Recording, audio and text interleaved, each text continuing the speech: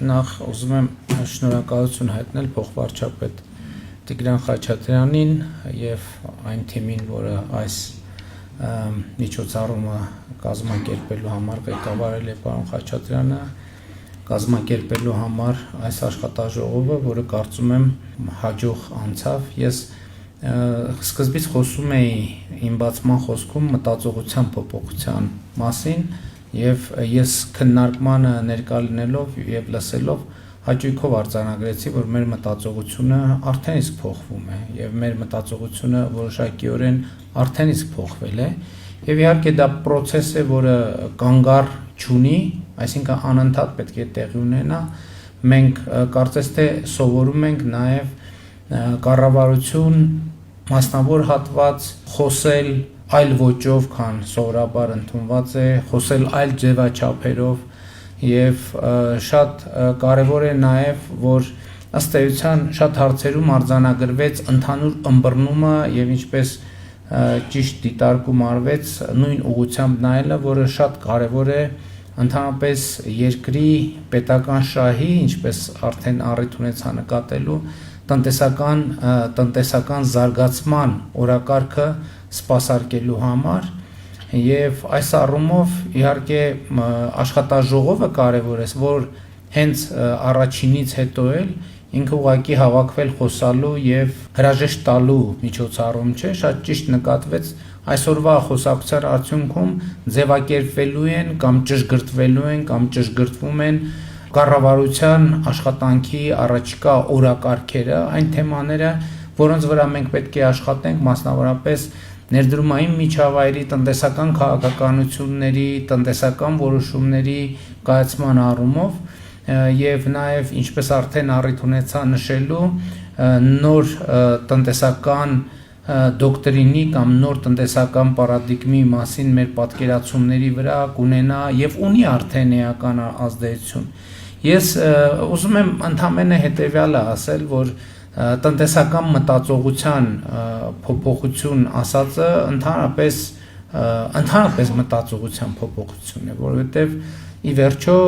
մարդու կենսագործունեությունը ինքը տնտեսական երևույթ է, տնտեսությունը մարդու կենսագործունեությունն է։ Ես ճիշտ է ընդգծելու համար ասացի բացման խոսքում, որ սպորտը տնտեսության ճյուղ է, մշակույթը տնտեսության ճյուղ է, բայց մեծ հաշվով ամեն ինչն է տնտեսության ճյուղ։ Տենց բան չկա, որ տնտեսության ճյուղ չի։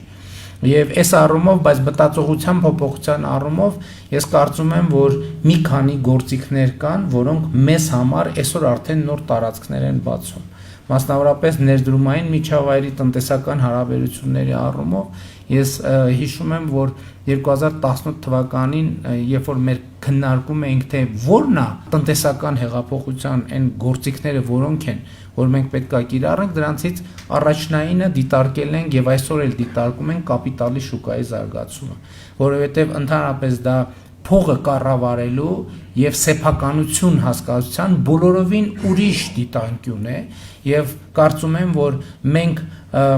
իմիջ այլոց քաղաքական փոփոխությունները ավելի տևական եւ հիմնարար են այն պարագայում, երբ որ իրանք տնտեսական մտածողության փոփոխությամբ են ուղեկցվում։ Հիմա մենք այդքան ժամանակ խոսում ենք կորպորատիվ կառավարման գործիքների ներդրման համար, տնտեսական մտածողության փոփոխության ամենակարևոր բաղադրիչներից մեկն այն է, որ այս ծառնիմն է մտածողությունը բիզնեսում ընդհանրապես վերափոխվի։ Դրա համար շատ կարևոր է, որ կապիտալի շուկան զարգանա, որպեսզի մարդիկ հասկանան, որ համագործակցելը ավելի մեծ շահույթներ եւ եկամուտներ է բերում, քան ցանկապատներ քաշելը եւ այդ ցանկապատների հետևում խրամատավորվելը։ Եվ ճիշտն ասած, ինձ համար այսօրվա ամենակարևոր արձանագրումներից մեկը այն էր, որ մենք կապիտալի շուկայում այնուամենայնիվ ունենք զարգացումներ։ Ես օրինակ ուրախ եմ մի կողմից, բայց ես գիտեմ, որ պետք է այս կետում մենք ավելին ունենայինք, բայց ավելին ինչի չունենք, որովհետեւ կարգավորումների հետ մտածողություն, կարգավորումը փոխելը հեշտ է, մտածողություն փոխելն է դժվար։ Եվ այս առումով նաև հարկերի հետ կապված կուլտուրան հարկի ընկալումը շատ կարևոր է, որ փոփոխություն տեղի ունենա։ Դրա հետ կապված եմ ես շատ ուրախ, ես տեսնում եմ, որ այդ փոփոխությունը տեղի է ունենում։ Իհարկե այդ փոփոխությունը տեղի ունենում նաև զուգընթաց այն բանին, երբ որ մարդը տեսնում է, որ իր վճարած հարկը եկավ վերադարձավ իր ոտքի տակ, ցեխը դարձավ ասֆալտ, մութը դարձավ լույս, ավերակ դպրոցը դարձավ նոր դպրոց եւ այլն եւ այդպես շարունակ, եւ այստեղ էլ մենք պետք է շարունակաբար գործիքը պետք է լինի հետեւողականությունը։ Հարկային քաղաքականության հետ կապված մենք շատ մտքեր ենք քննարկում, ընդհանուր կա միտք, որ մենք փորձագիտական ներուժ ձևավորենք եւ ընդունենք 10 տարվա հարկային օրենսգիր։ Ընդհանուր այսպիսի գաղափարներ կան, որոնք մենք պետք է նայենք, թե ինչքանով են իրատեսական, բայց երբեմն պետք է ուղղակի համարձակություն ունենալ քաղաքական որոշում կայացնել։ Ես օրինակ անկեղծ ասեմ, կարծում եմ, որ վերջին տարիներին մեր կուտակած գիտելիքը արդեն իսկ մեզ ընդհանուր մոտեցրել է այն շեմին, որից հետո մենք կարող ենք այդ որոշումը կայացնել։ Ընդունել հարկային օրենսգիր, ասել ես հարկային օրենսգիրքը 10 տարի չի փոխվելու, որովհետև միջազգային ներդրողների համար, երբ որ ես նրանց հարցնում եմ, ասում եմ, իսկ մեր կարգավորումների մասին ինչ կարծիքի եք, շատ հաճախ հնչում են տեսակետներ, որ ասում են, գիտեք ինչ կարգավորում ուզում եք տվեք, ուղղակի տվեք տեսադաշտ, թե ինչքան ժամանակ այդ կարգավորումը չի փոխվելու, եւ այս առումով իհարկե մենք այդ ուղղություններով մտածում ենք։ Մի հարցել եմ ուզում անդրադառնամ, խոսքը նրա մասին է, որ մենք 2018 թվականից մենք դրել ենք այդ խնդիրը, որ մենք մեր ներհայաստանյան փորձագիտական ներուժը պետք է զարգացնենք եւ նաեւ այն ժամանակ մենք խնդիրը ձևակերպում ենք, որ մեր բուհերը, մեր գիտահետազոտական ինստիտուտները պետք է մաքսիմալ ներգրավվածություն ունեն որոշումների կայացմանը։ Այսօր խոսվեց ոլորտային միությունների մասին եւ դա նույնպես մեզ համար լավ եւ հետաքրքիր ուղղություն է եւ խոսվեց նաեւ գիտության եւ տեխնոլոգիաների զարգացման խորհրդի մասին։ Մենք այնտեղ մի շատ հետաքրքիր մոդել ներդրեցինք, երբ որ խոսք էր գնում նրա մասին, որ երբեմն կառավարությունը չունի գործիքներ եւ մասնագիտական կամ ներուժ կամ ժամանակ մասնավոր հատվածի տված գաղափարները հասկանալու, ընկալելու, մշակելու եւ արձագանքելու համար այնտեղ գաղափար առաջացավ, որը արդեն իրականություն է։ Մենք առաջարկեցինք, ասացինք, որպեսզի չստացվի, որ կառավարությունը ֆինանսավորում է մի բան, որի արդյունքը ինքը լավ չի պատկերացնում, եկեք ստեղծենք հիմնադրամ, մասնավորը ինչքան կներդրի, նույնքան էլ կներդրի կառավարությունը, եւ որի նպատակն է եղած գաղափարները, քաղաքականությունների մշակմանը մասնավոր հատվածին ներգրավելը եւ այդ խորհրդում արդեն իսկ դա իրողություն է, իհարկե արդյունքները դեռ պետք է սպասենք, որ տեսնենք, բայց ես ուզում եմ նաեւ ասել, որ մյուս ուղղություններով գուցե քննարկենք հնարավոր է այդպիսի տարբերակ։ Նույն ոլորտային ուղղությունն է, փոքր եւ միջին բիզնեսը։ Մեզ պետք են think tank-ներ, որոնք ունենան Ես օրինակ այդ գաղափարը կառաջարկեմ։ Եկեք ստեղծենք մարմին, որովհետև տեսեք ՓՄԶ հիմնադրամ եւ այլն, իրանք իրենց դերը կատարել են։ Բայց ես տպավորություն չունեմ, որ այդ կարգի մարմինները իրենք գործնականում աշխատում են, որովհետև իրենք չէ, բայց ուրիշ ֆունկցիա, բայց այդ ֆունկցիայի արդյունքները ինձ համար այդքան էլ տեսանել չէ։ Ես ուրիշ բան կառաջարկեմ, նույն մոդել եկեք փորձենք կիրառել այնտեղ։ Ձևավորենք think tank կամ խորհրդատվական կամ իրավունքների պաշտպանության մի մարմին, ոլորտը ինչքան փող ներդնի, այնքան փող ներդնի կառավարությունը, թող վարձեն մասնագետներ եւ այդ օմբուդսմենի դերը կարող է ինքը կատարի։ Որպեսզի մենք տեսեք, որովհետև ինչի մասին խոսում ենք, խոսում ենք հաշտարարության մասին, առաջ ես ընդհանրապես լավատես չեմ այն բոլոր գործիքների եւ իդեաների նկատմամբ, մենք էլ մի հարց արնում, ասում են, դե եկեք մի հատ նախարարություն ստեղծենք։ Եկեք հաստիկները ավելացնենք, ինչը որոշ դեպքերում իհարկե հասկանալի է։ Հիմա հաշտարարություն ենք անում, ասում ենք դե Երևանում մի հատա, մարզերում մի հատա, կառավարության ներկայացուցիչն ասում է դե այդքան հաստիկ պիտի բացենք եւ այլն,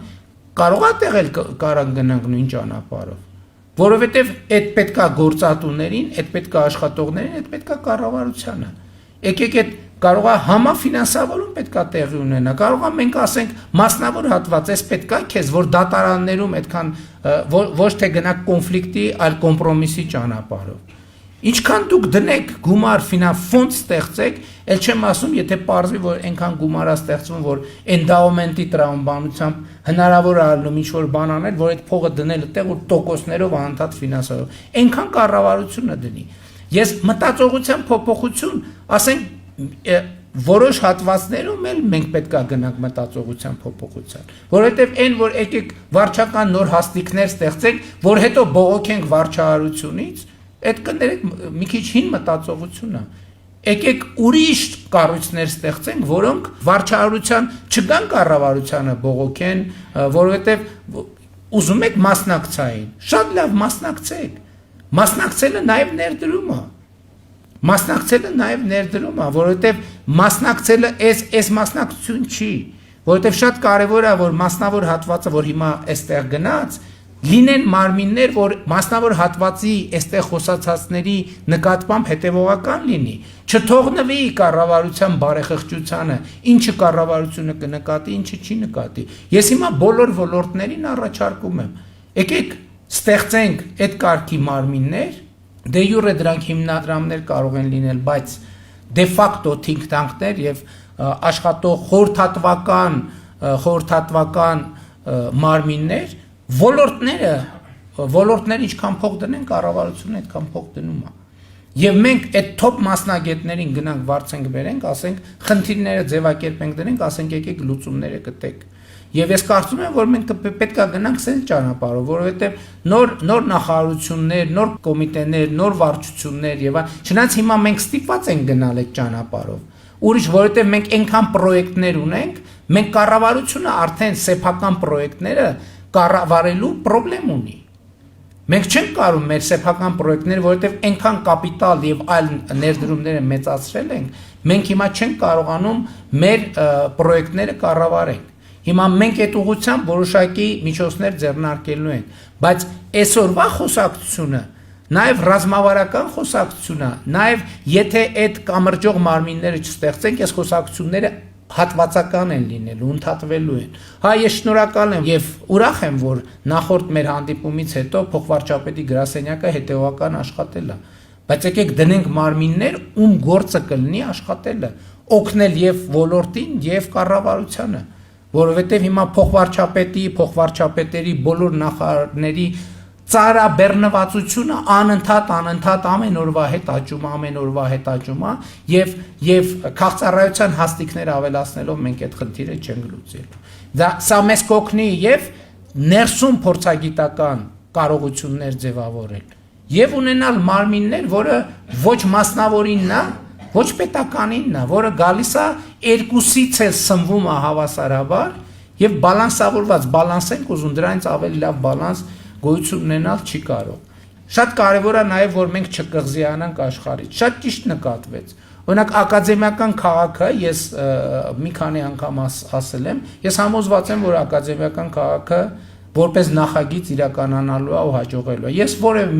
ընդհանրապես ոչ մի կասկած չունեմ, բայց դա միայն մի բանի շնորհիվ, որ ընդամենը պատահական մենք դուրս ենք եկել գերմանական մի ընկերության վրա, ով մասնագիտացած է այդ գործի վրա։ Ընդ որում կներեք, գիտեմ հոգնել եք, ես ուզում եմ պատմությունը պատմեմ ոնց է եղել։ Մենք Մյունխենում էինք եւ գաղափար առաջացավ երեկոյան գնալ համերգի։ Կնոջս հետ էի եւ Աննան առաջարկեց գնանք մի համերգի, նայեցինք ինչ որտեղ մի հատ համերգ կա։ Մեր արողակարգի ծառայությունը գնաց, եկավ, ասեց, գիտեք ինչ, պարոն վարչապետ, այդ համերգած այդտեղը պատշաճ չի, որ վարչապետը գնա եւ այլն, եկեք խնդրում եմ խուսափենք։ Բան ասենք, այդ ինչ տեղ պետք է լինի, որ ամոթ ըլնի գնալ վարչապետի համար պատշաճ չի։ Գնացինք, պարզվեց նախորդ դարի բանի աղյուսի գործարանը, որը վերափոխվել է համերգասրահի։ Ես որ մտա, նախ այդ աղյուսի գործարան մտա, տեսա աղյուսի գործարանն է, իրոք ասի, բայց իսկականից այս աղյուսի գործարանում որտեղ է համերգ լինելու։ Հետո մտանք մի համերգասրահ, որ ես մտա այդ համերգասրահ, ուղղակի ապշել էի։ ապշել էի այդ համերգասրահի վրա եւ մենք մտածում ենք տանջվում ենք ակադեմիական քաղաքի վրա, տանջվում ենք, ուղակի տառապում ենք եւ ես ասացի ով է այս ճարտարապետական ինչ ընկերը, ով է արել սա եւ մեր դեսպանատոնը կազմակերպեց հանդիպում այդ ընկերության ներկայացուցիչների հետ եւ ես իրանց մեր խնդիրը բացատրեցի եւ իրանք այդ խնդիրը լուծում են միջև հիմա լուծում են այն աստիճան որ իրանք ամեն իրանց այդ հանդիպումից հետո ակադեմիական քաղաքը ինձ համար դառնում է շատ կոնկրետ, շատ շոշափելի բան, որը ուղղակի տարբերակ չունի իրականանալու։ Հասկանում եք, խնդիրն այն չի իրականանա թե չէ։ Խնդիրն այն է, որ դա դրված է այսօր արդեն մի ռելսի վրա, որը ինքն էլ որ ուզենա իրականանա, չի կարա իրականանա։ Ստեղ է խնդիրը։ Հաջորդը, որ ուզում եմ ասեմ, հաջորդ օրինակը թվայնացումը։ Ես 2018 թվականից անընդհատ իմանալով թե դա ինչ կարևոր է, հայաստանյան տասնյակ մասնագետների հետ խոսել եմ, ասել եմ լսեք, ես չեմ հասկանում դա ինչ է, բացատրեք թվայնացումը ինչ է։ Ժամեր եմ անցկացրել, ժամեր, բացատրություններ, ես չեմ հասկացել։ Ի վերջո եկել է գաղափար, ասվել է, գիտեք ինչ, Էստոնիան արել է եւ կարող են դեղից մարդ կանչենք։ Բացատրի ինչա թվայնացումը եւ ոնց է արվում։ Հրավիրել ենք մասնագետին մի ժամ խոսել այդ մարդը, ասել եմ ես հասկացա թե ինչա թվայնացումը, որովհետեւ ինքը կոնկրետ ասեց թե ինչա թվայնացումը։ Ես տենց մի օրինակ էլ ունեի, նախորդ օրը մենք քննարկում ենք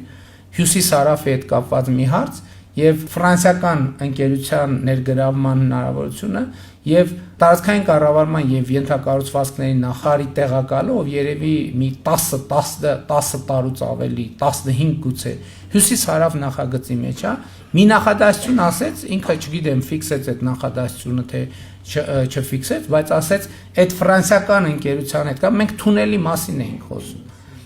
Ու ինքը ասեց, որ իրանք այն ստանդարտ, ասում է, այս 3 ամիս, որ ես բան էի արել, 3 ամիս շփվեցի այդ ընկերության հետ, ես վերջին 10 տարում այդքան ճանապարհաշինարարության մասին բան չէի սովորել, ինչքան այդ 3 ամսվա ընթացքում այդ ընկերության հետ։ Ես նկատի ունեմ, ինչի համար եմ սա ասում։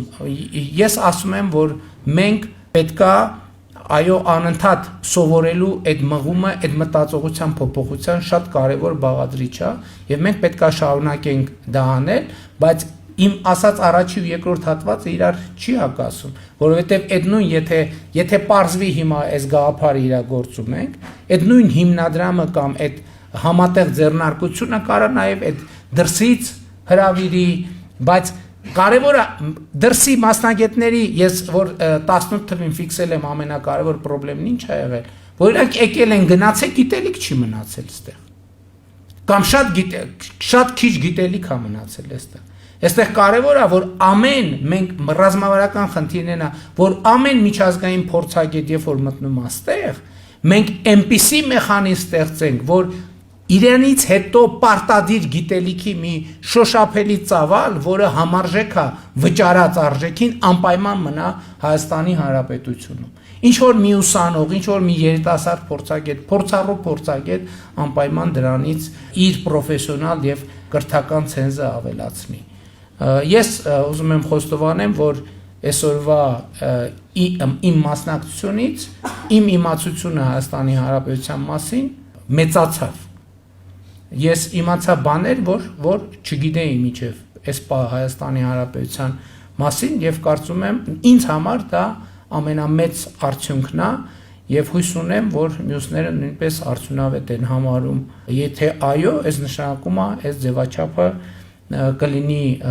շարունակական, այն էլ եմ ուզում ասել, որ հիմա եթե առաջին ու երկրորդը կազմակերպչական բովանդակային առումով համատենք, կիլոմետրերի տարբերություն կա, դուք բոլորդ ներկա եղել եք, առաջինից հետո մենք գոհ ենք շատ, բայց եթե հիմա սկսած վիզուալ, կազմակերպչական եւ այլ մնացած հատվածներում,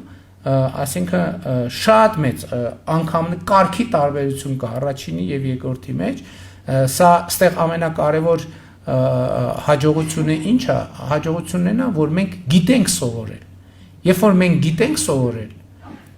նշանակում է, որ մենք մեր առաջ դրված բոլոր խնդիրները կլուծենք։ Շնորհակալ եմ բոլորիդ մասնակցության համար։